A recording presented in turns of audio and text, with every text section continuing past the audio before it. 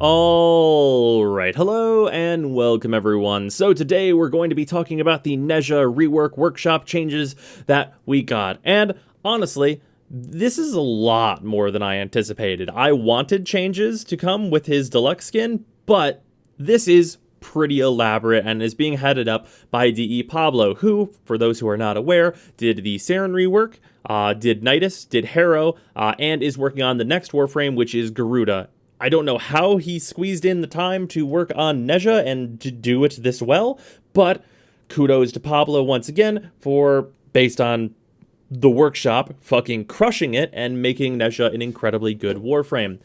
Anyway, let's get into these actual changes. First and foremost, the health and shield changes. His health at max rank is going from 225 to 375, putting him on par with Saren Prime. This is very important for what we're going to talk about later because it means with a maxed vitality, he's going to be at 925 health, which is very respectable.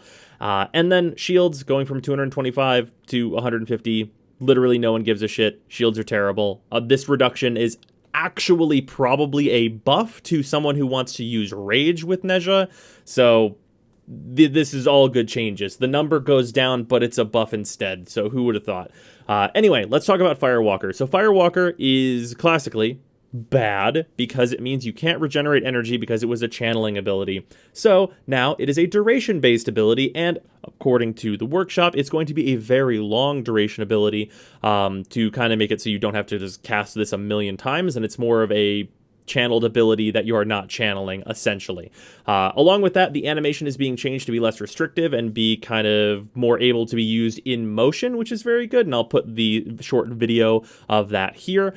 That looks really cool. The movement seems a lot more fluid there. But with this, the one thing we do lose is that the one augment has a gimmick build where you go around and you do small amounts of damage to a bunch of enemies, and then you hit it again to nuke enemies. And that is a hilarious gimmick build, but there are a number of times where I thought I was the only one who knew about it, so essentially no one fucking cares about that build. So yeah, we kind of lost nothing on the whole there. Moving on though, we have Blazing Chakram, and this is definitely the biggest or the largest amount of changes that are going into his kit, because they're somehow making Blazing Chakram worth casting, which honestly, an achievement unto itself. So this ability is going to cast much faster, and for those that don't know, this is the ability where Nezha throws the ring off of his back into enemies. That's going to be much faster, and enemies that are hit are going to be marked to take bonus damage. We do not know how much bonus damage they're going to take yet, but that sounds good regardless.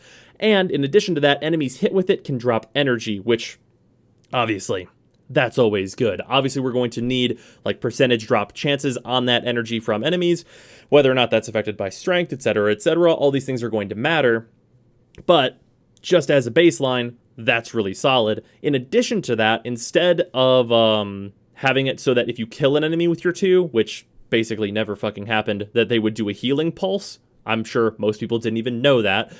Instead, marked enemies, whenever they die, will just drop health, which is very, very useful and opens up a unique build possibility, which is health conversion. At current, the only Warframe that can really utilize health conversion is Necros, but this will make it so that Nezha can also benefit from health conversion, which would be kind of a gigantic buff in addition to the further changes we're going to talk about in a second. But first and foremost, rounding out the last change, our last changes on Chakram, the disc is going to attempt to hit multiple enemies, so that's good because it just makes this a better ability. It's like more worth to the throw.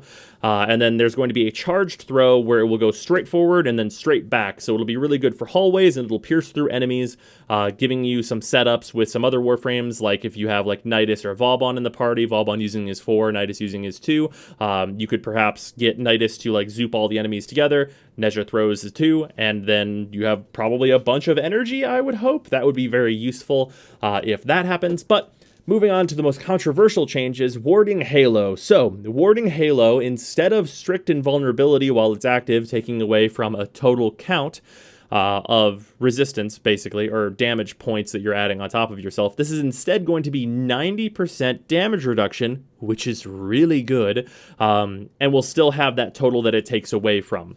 So, This might sound like a nerf, but is instead actually a buff, because being able to still take damage while your 3 is on is actually pretty good for a number of different reasons. So this ability is going to still block all status, so that's really awesome. And the invulnerability on this ability, whenever it's building up in its initial phase, is going to start when you press it. So during the casting animation, you won't be able to just be one shot. That's really useful. And at the back end of this ability, when the halo is depleted, it will explode and make you invincible for a short duration, meaning it explodes and then you fucking hit 3 again, so you still have it, and you're just gonna, burn more energy on the ability, which is very, very much worth it. Now, the reason the 90% DR is really good is because this means it will proc on damaged arcanes, which can be really useful in a number of situations, such as Guardian, Grace, like all of the on-damage ones, like Avenger. There's a lot of them, and a lot of them are really, really good. So just as that's really good for Nezha. Other bonuses, you can use a Rage build for essentially unlimited energy in a higher level mission. Unfortunately, you do have some shields, so enemies will have to be able to get through your shields in order for you to get energy from Rage. That being said, in like Sortie 3 levels, that shouldn't be too difficult, and you should be able to get energy using Rage. Just in low levels, it's very unlikely to happen. And then his final stuff is Divine Spears. So this is going to be much faster casting. Great. And the second part of the cast is no longer mandatory. So for those that don't know, Nezha's 4 was hit 4, spears come out of the ground, and they impale enemies. Awesome, right? That's what you want. That's some good crowd control you got going on there. But at the end of the timer, you would be forced into an animation where you slam all the enemies on the spears into the ground. That could really fuck you up because it stopped your movement almost, and it was just some bad stuff. So that second part of the animation is now optional, but it also means the damage is now optional, so you can choose whether or not to do it or what's convenient for you or whatever your goals are, basically. In addition to that, your 2 is getting synergy with your 4 in that you hit 4, put enemies on spears, and if you throw your 2 into them, it hits them and then creates more of the 2 rings to seek out and hit more enemies. So a potential combo would be hit 4, enemies go up on spears, throw the disc makes more discs, and then you just have a ton of energy coming out of these enemies as they all get whacked and hit with like bonus damage and like all kinds of good shit. So that's really cool. Honestly, this is all of these changes are really good, and I'm very excited for them. And it's worth noting for anyone who's worried about Warding Halo being 90% DR instead of like strict invulnerability just overlaying on top of your health. Here's the deal. 90% damage reduction is a lot. It turns out 90% damage reduction is actually the amount of damage reduction that Gara gets with her 2, and that ability is absolutely fucking incredible. And while I do know that that ability also has a damage component to it, here's the deal. 90% damage reduction on top of his 925 health with Vitality on, Vitality only, is over 10,000 EHP. That's fine. That's absolutely fine.